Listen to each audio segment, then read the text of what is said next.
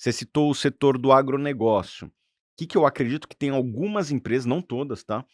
Eh, Em todo setor, eu acho que o lucro fica empossado em alguns cantos, né? E no agronegócio, você citou algumas empresas que eu acredito que por serem empresas listadas na bolsa, que tem uma conexão mais forte com o mercado de capitais, que está desconectado do agro, essas empresas conseguem um custo de capital muito menor que seus concorrentes. Num segmento que é capital intensivo, você ter acesso a capital mais barato que seus concorrentes, permite você crescer mais do que eles, você tem uma vantagem competitiva. A gente viu isso acontecer com farmácia, a gente viu isso acontecer com locadora de carro, com bancos, né. Um dos motivos do Banco do Brasil ser um dos maiores bancos do mundo é porque o custo de capital dele é muito barato, né, as pessoas deixam lá o dinheiro rendendo, às vezes, bem abaixo do CDI, porque vem no Banco do Brasil uma solidez que de fato existe, porque está aí há 200 anos, né. Então, quando você tem custo de capital menor, num segmento que é capital intensivo, a tendência é que você consiga concentrar, essa empresa consiga concentrar o a cadeia produtiva ali, né, consiga ganhar muito market share. A gente viu isso acontecer no agro, inclusive com papel e celulose e com carnes, né. Às vezes até na carne teve um custo de capital competitivo, porque tinha empréstimos do BNDES, mas Uhum. enfim, foi o que aconteceu. E estas empresas que você citou, né, Três Tentos, Boa safra. Boa Safra e Kepler Weber, são empresas que têm um custo de capital muito menor do que os seus concorrentes. Então, só para dar um exemplo da Boa Safra, ela consegue se financiar através do Fiagro, né, o Snag 11, pagando CDI mais 2. A gente sabe de concorrentes deles que se financiam no AJ da cidade, né. Então, Cara. eh, como é que vai conseguir competir, dando prazo para o cliente? Porque o que acontece? O agro, ele é muito alavancado, é uma cadeia de alavancagem, né, assim, o produtor, ele compra alavancado no insumo, então ele vai na revenda e fala assim: "Posso te pagar em produção depois que eu tiver feito? Você me empresta, você me vende a semente, todos os insumos hoje, e eu te pago depois", né, às vezes até com produção. Beleza, e daí a revenda fala: "Ok", só que a revenda faz a mesma coisa com o fornecedor, né, Uhum. desses insumos. Fala: "Posso te pagar depois da safra?". Então vira uma cadeia muito alavancada.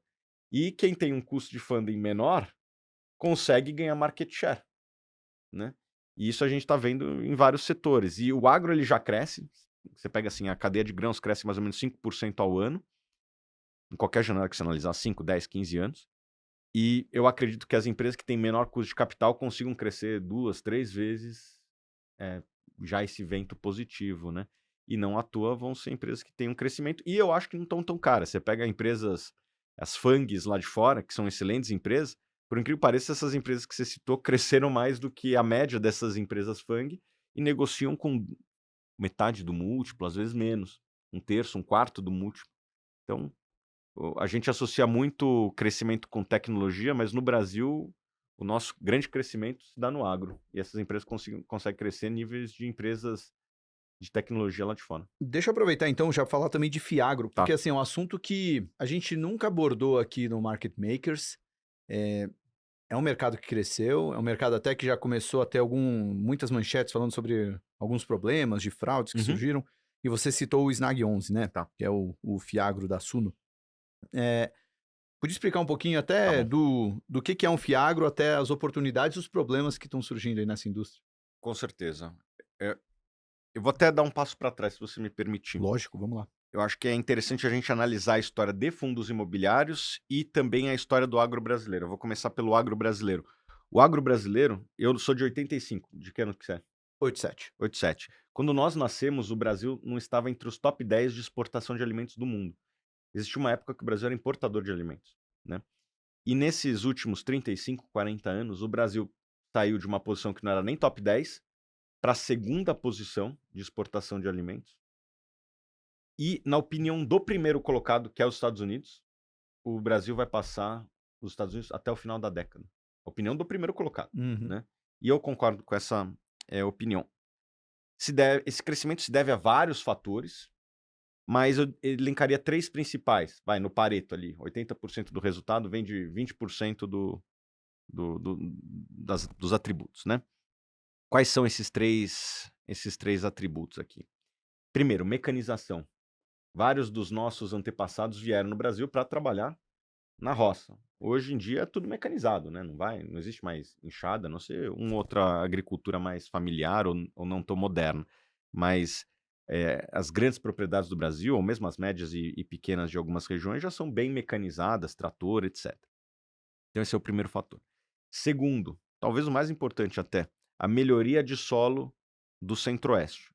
A terra lá era muito ácida e descobriram que se você fizesse alguns tratamentos, aquela terra poderia se tornar a melhor do mundo, sair da pior para a melhor terra do mundo. E hoje o Mato Grosso é o maior exportador do Brasil, né. O problema do Mato Grosso é que ele fica ali no meio da América do Sul, né, o difícil é tirar a produção de lá. A infraestrutura da América do Sul, ela é frágil e o centro consumidor é lá na Ásia, né.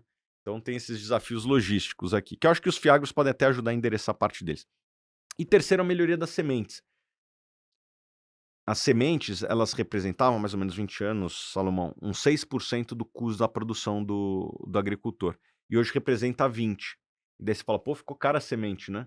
Só que ela está produzindo bem mais. Ela está absorvendo custos que não eram dela, como herbicida, inclusive fertilizante, ela já vem revestida ali, e obviamente muito mais tecnologia dentro, o que permite, inclusive ser plantada em áreas que não eram, possíveis de ser plantadas, né. As melhores sementes não acontece somente na soja, já existem variáveis de trigo que conseguem ser plantadas no cerrado brasileiro. O trigo que é de clima frio, mexeram tanto na genética que agora vai ser possível plantar no cerrado brasileiro, já existe, está crescendo bastante. Então, essas melhorias permitiram que o Brasil chegasse a essa segunda posição, e eu nem falei também de biocombustíveis, que daí é um assunto que se deveria talvez fazer um programa só disso aí, porque o Brasil tem um potencial de ser do tamanho do Catar em biocombustíveis, né. Bom, isso é na parte de oferta. Isso vai continuar acontecendo nos próximos 5, 10 anos, os tratores da John Deere vão continuar melhorando, a melhoria do solo vai continuar, as sementes vão ficar cada vez melhores, mas uma coisa que eu não citei, Salomão, Hum. e que boa parte da agricultura do mundo tem e nós não, é o que eu chamo de capex do agro, o investimento de longo prazo do agro. Então, vamos dar nomes aqui: irrigação, armazenagem. O problema do Brasil de armazenagem é gritante, é desesperador. Ano passado, nós brasileiros perdemos 40 bilhões de reais, e eu acho que até mais do que isso, em produção, porque por falta de armazenagem. Energia elétrica, tem várias regiões do interior ali, principalmente quando você vai para o norte do Brasil, né, no Arco Norte, o Mato Piba, né, Maranhão, Bahia, etc., que a infraestrutura de energia elétrica, para você ter esses equipamentos, você precisa ter energia elétrica, é muito frágil e às vezes inexistente. Ou se existe é muito caro, o cara bota lá um gerador a diesel, uma placa de energia solar, e também a infraestrutura do Brasil, que nem vou falar, né, assim, ferrovia, porto, Uhum. etc. Bom, a gente cresceu em cima daqueles 3 pilares, mas ainda nós não investimos em irrigação. Hoje no Brasil é 2% da área que é irrigada, no resto do mundo é 20% da área que é irrigada. E daí você fala: "O agricultor não faz isso por quê?", né, porque ele não tem informação. Ano passado, em Sorriso, que é o principal município produtor do Brasil, quem tinha irrigação fez 80 sacas por hectare, quem não tinha fez 40. É a diferença do lucro e do prejuízo. Ah, foi um ano atípico? É, mas os anos atípicos estão ficando cada vez mais típicos, né. Hã, então, a gente não fez capex. E por que que a gente não fez capex? Eu acredito que por alguns motivos. Tem questões regulatórias, você precisa ter outorga para produzir, você tem a questão da energia, mas principalmente não existe funding de longo prazo. O Brasil hoje existe mais ou menos 1 trilhão de reais de crédito, né, entre esse escambo que eu citei agora há pouco, o Plano Safra e outras alternativas de mercado como CRA, LCA, etc. Tem 1 trilhão. Mas a maior parte desse financiamento é para custeio. Você pega a carteira do Itaú e do Banco do Brasil, 95% são créditos do agro, né, são créditos de 5 anos ou menos. E eu nem culpo os bancos, porque no lugar deles, por regulação, eu teria que fazer a mesma coisa. Uhum. Porque não pode ter um descasamento de ativo e passivo. O banco, você tem lá seu dinheiro num banco, né? Qual que é o banco que você tem? Ah, tenho alguns aí, Tá não vou bom. falar para não dar merchan, né. Beleza, beleza. Mas certamente você tem lá seu CDB, lá do BTG, do Itaú, do Bradesco, do Banco do Brasil. É um CDB de 1 ano, 2 anos. O banco não pode chegar a emprestar em 10, que é o payback de uma operação dessas. Porque senão dá descasamento, dá o problema que deu no Silicon Valley Bank ano passado, né? Os bancos no Brasil são naturalmente conservadores e mesmo se não fosse, tem a rédea curta lá do Banco Central que fica monitorando isso. Então os bancos não podem dar financiamento de longo prazo. O BNDES, todo mundo sabe, as contas públicas têm seus desafios. E, na minha opinião, eu não acho que o BNDES deveria financiar irrigação, porque você está dando empréstimo para um privado que vai exportar alimento para a China. Você deveria investir em saneamento no Rio de Janeiro ou no Nordeste, que tem uma externalidade positiva maior para a sociedade, né? Você impacta mais brasileiros. Para mim, não vou nem dizer se o BNDES deveria existir ou não, mas já que existe, deveria financiar coisas que têm uma externalidade e tirem as pessoas da linha de pobreza e não o fazendeiro que já é rico, na minha opinião. Bom, o que dá para fazer? Os fiagros podem dar financiamento de longo prazo. A gente já viu isso, vou voltar agora aqui, nos fundos imobiliários, que tiveram um crescimento astronômico nos últimos 7 anos.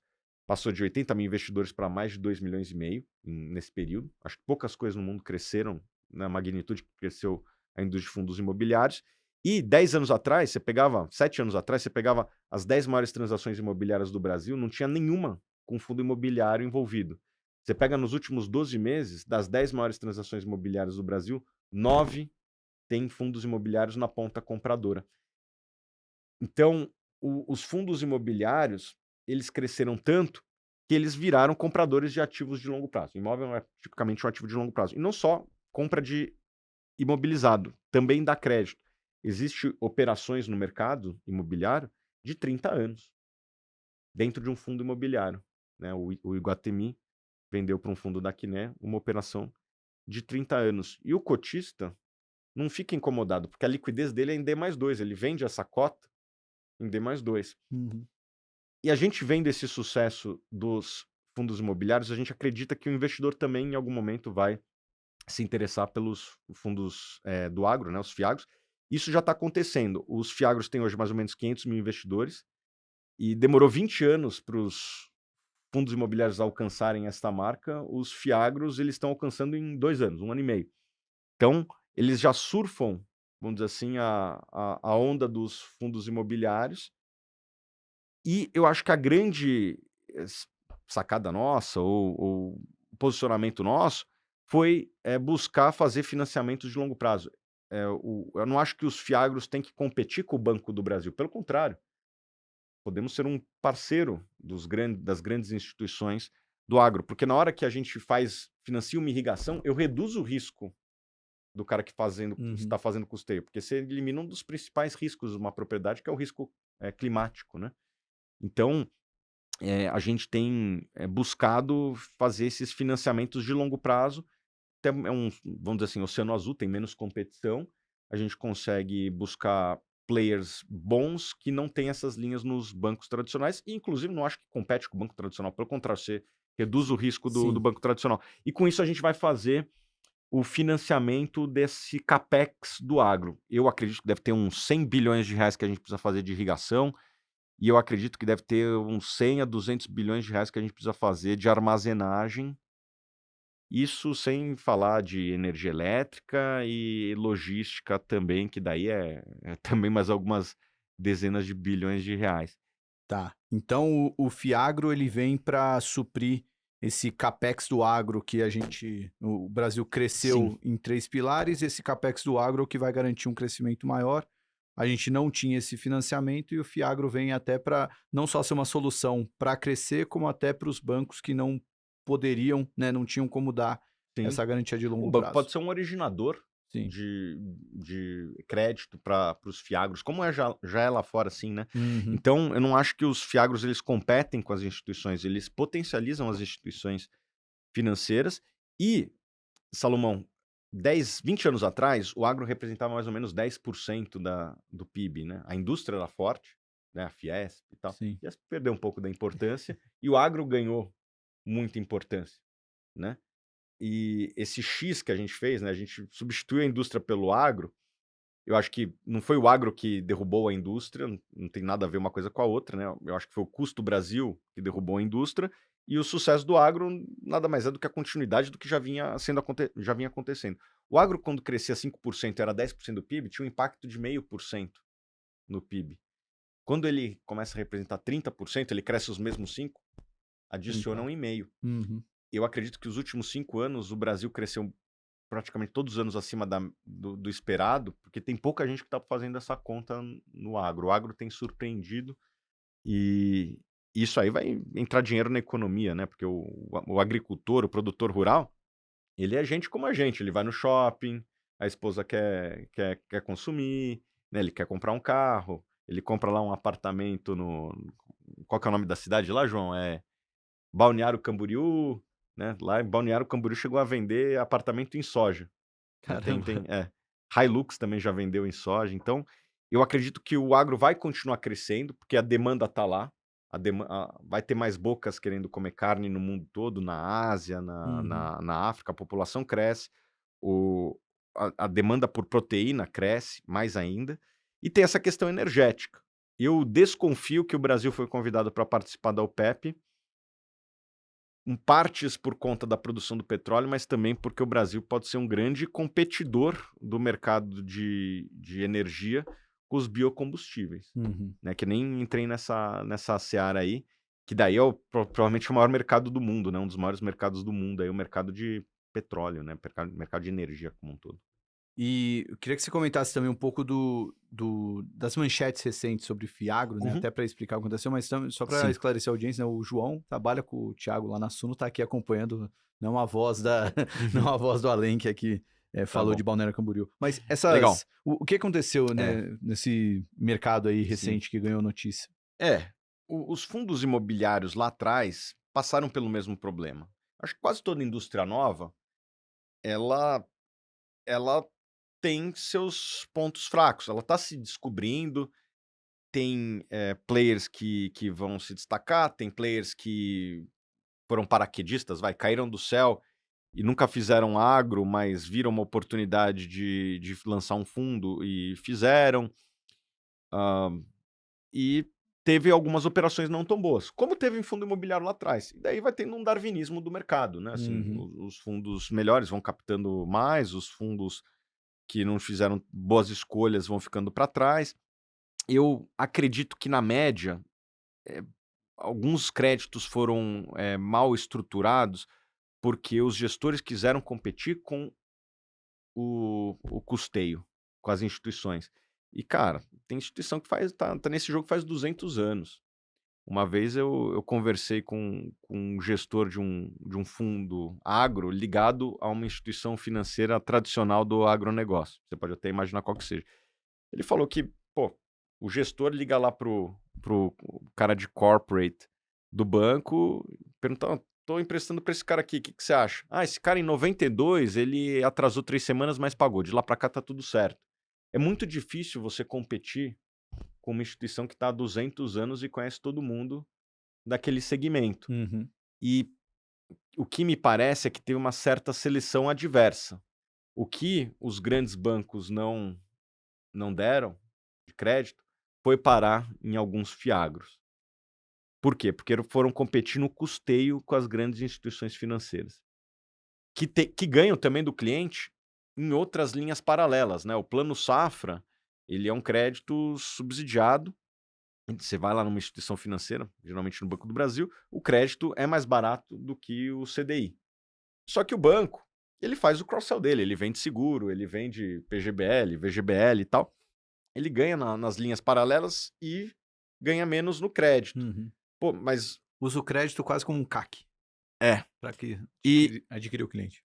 exatamente. S Só que o Fiagro só tem o crédito.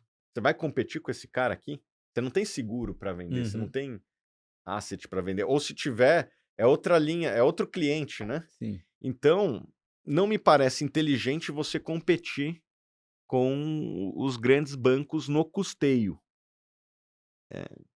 Muito melhor você financiar algo que o grande banco não opera. E várias assets foram por esse caminho de competir no custeio, e daí a seleção adversa leva a eventuais defaults, né? Inadimplências. O agro deu uma fechada de tempo, os preços das commodities caíram, deu seca no Centro-Oeste, alguns eventos climáticos aí no Rio Grande do Sul que todo mundo soube. Então, você pega tudo isso aí que acontece no agro todo ano, alguma coisa desse tipo, na hora que pega em cheio, matou o cara que era mais ineficiente, que justamente estava pegando crédito Uhum. nesses fiagros. Mas eu acho que assim, foi um início ruim de alguns, não de todos. Eu diria talvez aí metade dos fundos, um pouco mais. Foi um início ruim, mas é normal, é darwinismo, e daí daqui a pouco quem não conseguiu se estabelecer vai ficar para trás, o fundo vai ficar menor, não vai fazer novas captações, e o dinheiro eu acredito que gosta de ser bem tratado, vai Uhum. fluir para os fundos mais bem geridos, etc. Capitalismo é um pouco assim, né? Acho que bolha da internet foi assim, Ah, lançaram, sei lá, 2.000 empresas, sobraram 3, IPOs, 4. acho que é todo o grande momento de frisson, né, que o dinheiro de mercado financeiro até paleteria mexicana, né? De quando parece que todo mundo vai ganhar dinheiro com isso, né? É quando começa a surgir os problemas. Mas só então para fechar esse assunto, como é um mercado novo, pouca gente fala disso, qual conselho que o investidor Tá. poderia, né, o cuidado que ele poderia ter para evitar um fiagro mais arriscado ou acertar qual Tá, fiagro tá. Acho certo? que o primeiro conselho que eu dou, Salomão, é não analise somente dividend yield. Eu vi muitos investidores olhando somente dividend yield e comprando o yield maior, né? Ah, esse fundo paga 1,50, esse aqui paga 1,20, logo o de 1,50 é bom, o de 1,20 é uma droga. Eu vi muito investidor falando isso, né? Lembra um pouco, já viu aquele gráfico da curva assim de confiança e conhecimento? Uhum. Né? Tipo, o cara aprendeu que é dividend yield ontem e já acha que é Warren Sim, Buffett, né? Dunning-Kruger, né? Aquele... É, exatamente. O cara aprendeu que é dividend yield ontem e acha que é Warren Buffett. Eu acho que dividend yield é uma coisa importante, é algo que você Uhum. tem que analisar, mas tem que analisar o risco também. E para entender de risco, na minha opinião, ou você terceiriza para uma gestora que tem um nome a zelar, tem uma reputação, você compra o time, você compra a placa, Uhum. sabendo que tem riscos nisso. Ou você começa a fazer uma análise dos pormenores daquela carteira, que nem não sei se todos os investidores têm capacidade de fazer isso, né? Então, o meu conselho é: tente entender o risco que você está correndo, ou escolha alguém que você fala, pô, eu confio.